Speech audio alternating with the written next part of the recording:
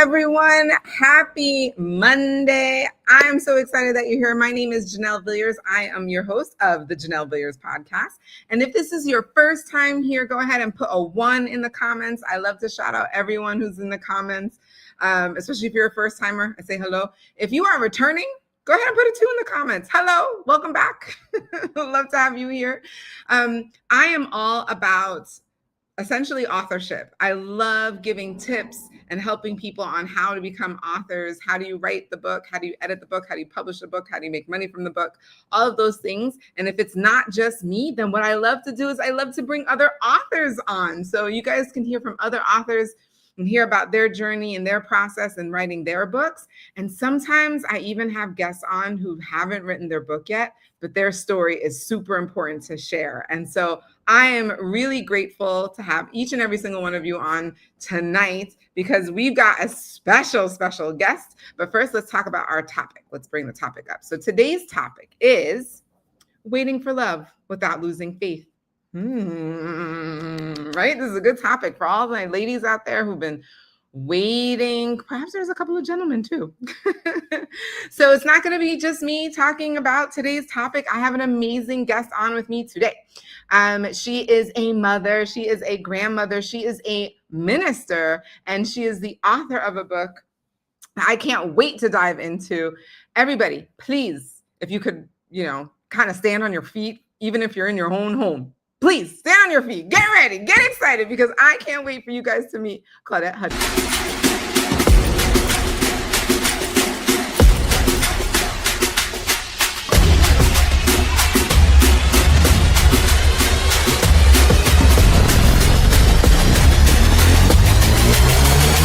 As this conversation develops, we know that we're going to help somebody else because our pain, our process, our purpose is not for us. Right. Yes. And Right. if we learn to get out of our feelings and how it hurts us, how painful it is to us, your pain is so you'll have a testimony for someone else. Yeah. Yes. Hi. There she is, Miss Claudette. Thank you so much for coming on the show. I am really excited to dive into today's conversation. I love you, Janelle. You are amazing. I want to say thank you for allowing me on your platform. And you are mentoring me through my new project. I want to say that. And she's amazing, y'all. So if you're writing a book, you're looking to write a book, y'all need to check her out. Well, thank you for that. And so I'm excited because the book that you wrote, Letters to a Husband from a Woman in Waiting. And if you guys don't already see it, the link to get the book is in the description, but I will put it in the chat as well because you need to get the book. I'm so curious, especially for my aspiring authors, my other authors out there who are listening. Like it feels so intimate. So I'm really curious as to know, what was your process in writing this book? What inspired you? Well, in 2023, right after Christmas, 2 days, I got really, really sick. And I didn't want to go to the doctor, didn't want to go to the hospital. I thought it was just the flu. Mm-hmm. Come to find out, I had yellow jaundice, I had shingles, I had pneumonia. My blood pressure and my sugar had bottomed out, and they told my daughter if I had waited one more day, I would have passed away. Oh my God. Stayed in the hospital a few weeks, came out the hospital, I couldn't walk. I needed something to do while I'm in the bed for 6 months. And I started journaling because I was in a lot of pain, disappointed that my body had betrayed me, first thing.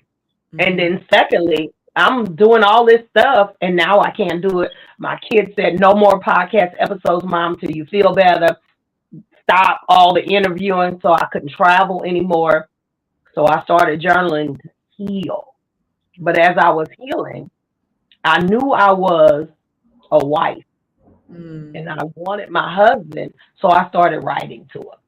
So I had notepads all over the house, in the bathroom, in the kitchen, in the living room, in my granddaughter's room. And I literally, every time I had a thought, I would just write the thought down. It didn't Mm, matter if I spelled it correctly, anything. And right. then later on, I would collect every one of the tablets and I would go through it. And then I would start processing what I was doing. And it ended up being a book. I love that. Was there something, and perhaps the message was from God, but I mean, you're doing all of this, but what was the inspiration to say, I'm going to take all of these, compile them, and then, make them into a book? Literally, I had a podcast episode and I had a husband and a wife on, and the topic that night was love is a choice. And the pastor said that the Lord told him to tell me while we're live that I need to put the letters in a book. Wow. On top of that, he gave me the name of the book. Wow. So it wasn't even God said do it. God spoke through somebody else.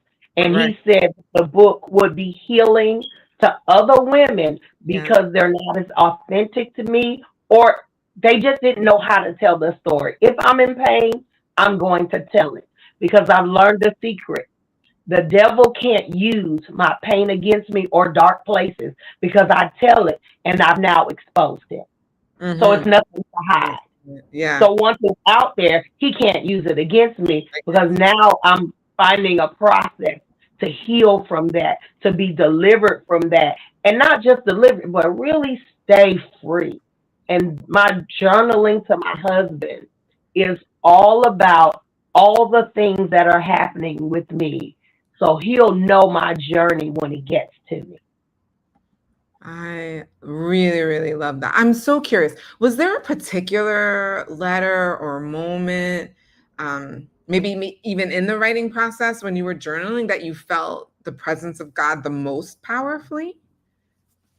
It would be in the midnight hours when my daughter, my baby girl, I have 10 children. The baby girl lived with me and her daughter. And when everything was quiet and nobody was calling my name, I would feel that unction to write. And sometimes my writing to my husband really was a love letter to God. And I was just telling God what my need was, what my desires were. And if I tell him, he'll let it materialize. But it just end up, it's going to be in the form of the covenant partner that I desire. Because it's not just a husband I'm looking for. I'm looking for the covenant partner that when I close my eyes in death, that will be the last face I see.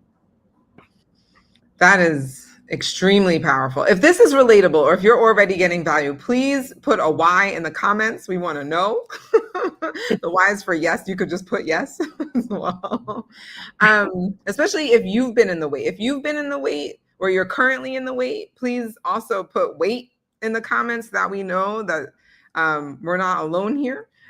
And so a lot of this is really, really fascinating. And I personally can relate to like that midnight hour when you're all alone. I've never journaled the way in which you have. So I find this whole process fascinating, really. And so, okay, so for other women who might be listening, let's speak to like the obvious things. Sometimes you kind of feel like you've been waiting too long. You're like, all right, God, thanks. This has been fun, but this has been a while, right? Like, what would you say to someone who feels like they might be losing hope? I've been there just here lately because I'm telling God, you promised. You promised to me something. And I've been married before. Believe it or not, twice. And the guilt of divorce was so heavy because all my children had to follow me without a choice and go into the second marriage with me. And then their hearts were broken again. So this is the weight. And then watching the people, watching couples at dinner, going to the movies. Because in my weight, I'm working. So that's key. I'm not just sitting around. God told me to smile, to be open. And if somebody comes, don't be mean. Don't be looking ugly. And if I go to Walmart and he reaches for the yellow rice, I ask him how you like it. He might be the one. I love that. Was he teaching you how to flirt? Because I'm Yes, really terrible at yes. flirting. I've been married most of my life. I was Mhm, married almost 26 years. I'm 59 years old. I mhm, got married when I was almost 23. I mm, don't really know how to be single. mm. So I didn't have to flirt. I met both of my former spouses in church. They spotted me. They knew I was a wife. They just decided to do something different. I Well, I can also appreciate that. I also myself was married and I'm now divorced, and I remember the guilt and shame of that. And it takes a while to come out of that. Okay, so let's talk about this work, right? So like you're being open, you're flirting. But I'm curious, like what other preparation did you actually do? Like what did that look like on the day to day? I'm working on my weight, working on my health. Eating better, walking. I put myself in position to be found. They have in Atlanta, I've Mm, been going to some Christian abstinent functions mm, where there are Christians that believe the way I do. And everybody's like, don't have sex. Well, I don't have sex, and I'm teaching young ladies why sex and intimacy is saved for marriage and making it sexy not to have sex. Because mm, when you build that relationship and that friendship, you can kiss, you can hug, hold hands, and walk, but just say something. I mm. dress cute. I got my little hair done. I put me a little anklet on, and I'm Mhm. cute when I go out. I ain't walking out in on a bonnet and PJs no more. I Right. ain't always in my sneakers, but I'm always just really classy. And a gentleman that's been watching me like for 3 years literally said the reason why he never talked to me is because he thought I was married. And I Wow. literally said to him, only a husband can spot a wife. Mm. Okay, so this sounds like a hot off the press type of thing. We need to come back to this. We're gonna come back to this in a second. But I have one other question. Um, okay, so for that, right? So for the woman who's listening right now, for the woman who's listening, and she feels like she might be forgotten, what's Mm. the one truth you want her to hold on to? That you're not waiting just to get married. You're polishing yourself, you're working on yourself, you're healing old traumas. Believe it or not, I was molested 3 times as a young person. I Mm, never lived with my mother or my father. My mm, father died in prison. My mother, biological mother, just died this past June. One mm, of my bonus children has passed away. I've been in ministry for almost 40 years, but I've been in pain most of the 40. mm, Not saying some things haven't been amazing, but mm, I've never given up hope. If you give up hope, you'll never be found. mm. So the message clearly is don't give up hope and to continue to work on yourself as you're going along. All right. Yes. Well, then let's hear some of this like hot off the press. Because I was going to ask, like, if your future husband is sitting here right now, what's one thing you want him, I guess, and everybody who's watching, to understand about the kind of love that you were praying for? The kind of love that God has promised that I know, and this is sad, a little sad, because my children have been hurt by their biological father and their bonus dad, who I've been divorced from. They may not call him dad or pop, but I want them to have relationship because I have 8 girls. If their Mm, car breaks down, they know that they can call him. okay. Um, if my sons, because it's 8 girls and 2 boys, if my sons have challenges with their wife, they Mm, feel connected to him, that they mm, can go and get that advice. okay. That I may have to have knee surgery. I want it to be when I'm laying in the bed that I know that my spouse has got my back. He doesn't have to be talking, but his presence changes the atmosphere where we are. His words land and I feel safe. One of my younger daughters was talking to me. She was dating a nice gentleman, but when she brings challenges to him, she doesn't feel safe. She can't say something without him feeling rejected. I need, and God promised a secure man that knows who he is, who can be strong and gentle at the same time, who can write a vision and make it plain, but include me in the vision. Because at the end of the day, he is the leader. And if something happens, the sin falls on him. But he doesn't forget that I am the neck and he is the head. Everybody hearing all of this? Feeling safe. Also feeling like his presence changes the atmosphere in the room. Feeling like your children can also look to depend on him to be there, whether it's for advice or like an actual physical thing, like changing the tires. Also, I love what you said about that he's the leader. So making without vision, the people will perish, but he needs to make the vision plain, right? And make it clear, because without making it clear, then a lot of times we as women are like, what's going on, right? That doesn't create safety because there's unclarity there. And then this idea of like, not only is he making it clear, but that you're included in that vision. That feeling seen by the person. And I think somebody asked me why the book is good for men. They get to peek behind the curtain and see the heart of a woman. If you really want to know how her heart beats, read my letters. And I leave space in my book. Well, after you read my letter, then you can journal your own letter. And now I'm curious. Okay, one, I saw a comment from Verdi on Instagram. She wants to know does age matter? I thought for real age did matter. There's a gentleman, he's 10 years younger than me. And I was like, ooh. I was because I'm going to be 60 on the 21st of November. He's 49. He'll be 50. And at first I was a little nervous because I'm older. But I'm going to tell you, ain't nothing wrong with my part. I'm at my peak for sex. And I haven't had none in years. When my husband comes, 911 probably will be outside the door because they're going to have to bring him back. I'm just saying. Because he's getting everything I've been missing.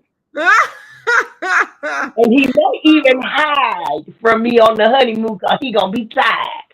So that's not the issue. But there are things younger men like to do, walking up mountains and all that nonsense. I'm going to walk with you, but I don't want to walk up Stone Mountain. So that I had a few health challenges, and I need somebody who's okay. Because I had a stroke in 2009, and I was paralyzed for 2 years, and I was bedridden. You can't tell when I walk, but if I get really exhausted, my side gets tired. So anybody I'm dating, I'm really, really honest. I had a brain aneurysm in 2018, and I have a pipeline and a coil in my brain. So that it's a slow leaking aneurysm now, but we caught it quickly. So those are the things. I'm very honest and open about my challenges because I want you to make a good choice. So the gentleman that's 10 years older than me didn't have a challenge. There's another gentleman that says he likes me. He lives a little far away. There are other things. People, just like I have a choice, they have a choice. So I'm very open, very authentic. I'm going to be me. And I can't change. I'm a boss. So that's my Achilles heel. I need a man that can tell me enough is enough without being mean. Because I used to run businesses. I write books. I have a podcast. I have a ministry called Wives in Waiting, where we teach young ladies how to move differently in the world if they've been hurt in other relationships. So I'm a busy girl. Mm-hmm. I need somebody who's very secure and Mm-hmm. who's Mm-hmm. okay with it and Mm-hmm. not want me to dumb down. Mm-hmm. And most of the men that have met me, because I'm a preacher, they don't want to date me. Because I got a huge personality. When I come in the room, you know I'm there. I got a big mouth. I got a big laugh. Everybody can't take that, and I'm not everybody's flavor. Mm-hmm. So I have challenged, and dating's been really challenging for me. So I'm working on myself. Sometimes I have to learn to dial down, not dumb down, just dial down. Mm-hmm. Everybody doesn't want you to be laughing all loud. I don't want to go to a 5-star restaurant and everybody turn around looking at me like I'm crazy. Mm-hmm. So I got to learn to manage my personality. So, yeah. So let's talk about the current hot off the press dating situation. I think it's very interesting, and I would like to have an open conversation around this too. Like the idea that you are being courted by two different gentlemen. This idea that like we can only like date one person at a time, I think is actually quite antiquated. How will you know who the best suitor is unless you have more than one option? I think as women, a lot of times we get so excited about being chosen. And if you only have one option presented in front of you, then you kind of like put, the saying, put all your eggs in one basket, but you kind of like, you want to make it work because it's like, that's, you're like, oh, I'm trying to, but I feel like if you're open to dating more than one person, especially at the initial stages, this courting stage, this gives everybody the best chance to like put their best foot forward, and then allows you to enter into your feminine energy to do the choosing instead of the other way around. But what are your thoughts on this as you're like experiencing it currently? Well, one of the gentlemen I've never met before. One I have met. The one I've met is very open, honest, very generous. The one I haven't met is very open, honest, and generous. But I have to learn to build intimacy without touching, without sexual contact. So it's not that I have more than one choice. I'm asking God who to choose and who best fits my life and who I know is going to love me the way I need to be loved. But on that same return, I can love the person the way they need to be loved. And I'm asking all the questions. What is it that you need from me? So when they answer those questions, that's the choice. So it's not that I'm dating two people. It is that two people are collecting data on me because they're collecting data to see if I'm the person. So it's not that. Okay. And like I said, the other gentleman I've never met in person. So it's hard to build intimacy with somebody you've never seen in person before. And that's not knocking him out. I really just don't know him. The other gentleman lives in my city. I can, if he calls, we can go to dinner. We can make more memories together. And that's what builds intimacy, making memories. We can go walking together.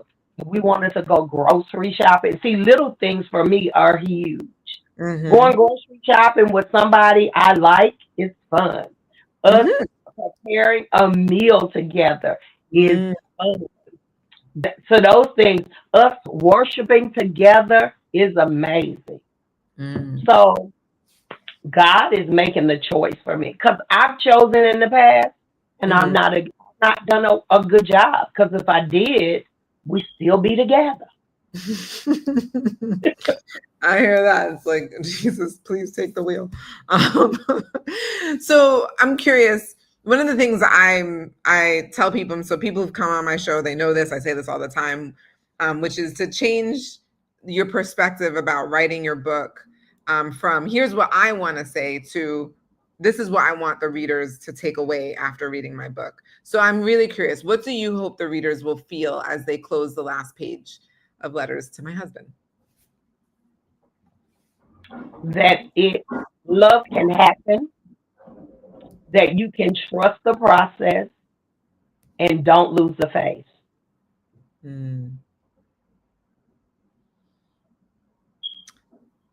Love can happen, trust the process, and don't lose the faith. I love it. As we let that sink in, let me just open it up. Is there anyone else who has any questions for Claudette? Because now's the time. Definitely put your comments or any of your thoughts. We're getting a lot of like, yes, I understand. I know the feeling. So there's a lot of people who are relating to everything that you've been saying. But yes, do you think everyone is meant to marry? Ooh, good question from Verdi. No. Everyone, no. No. There were eunuchs in the Bible that gave their life solely to God. Everybody, and Paul said, if you can't be like me, it's better to marry than to burn. If you know you can't keep yourself, if you know, and when the Bible talks about keeping yourself, don't just marry for sexual content. Don't just marry for that. You really got to marry and dig deep. Because marriage is work every day, getting up in the morning, looking at that person, even if they're getting on your nerves, and say, I choose you. Even if I was talking to the gentleman friend that I just met a few weeks ago, and he asked me a question. If I got sick, would you stay with me? And I told him there would be no reason if we were in love that I would leave you because you. But all people aren't that way. So he asks really good questions himself. And it seems like he knows himself. So know yourself. So everybody's not meant to marry. And if you just like to be by yourself all the time, why would you do that to another person? And I know people who aren't people. Me, men hate clingy girls. I'm a clingy kind of girl. If I'm sitting with you, my leg gonna be on your lap. If we're eating, I'm sitting close to you.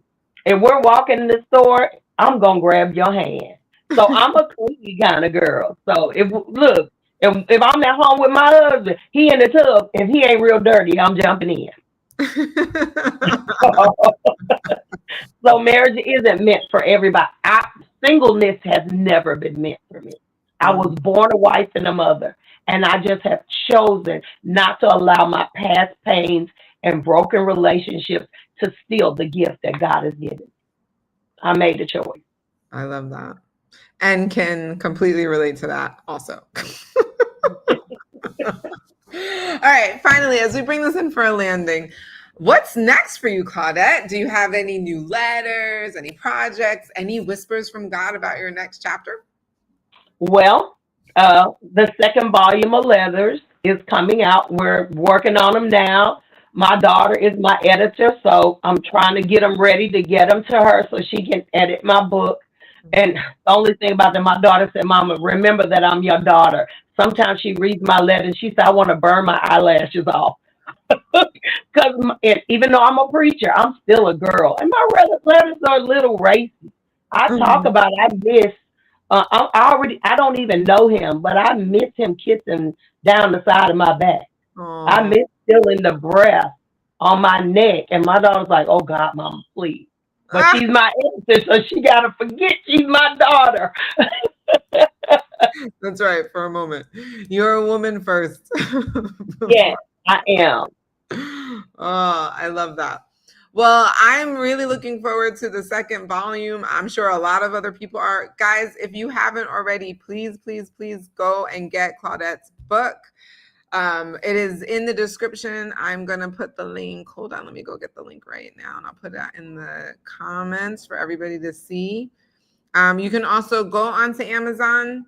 And on Amazon, you can look up Claudette Hutchinson and you can find the link there. If this link isn't working for you right now. Claudette, thank you so much for coming on. Thank you so much for listening.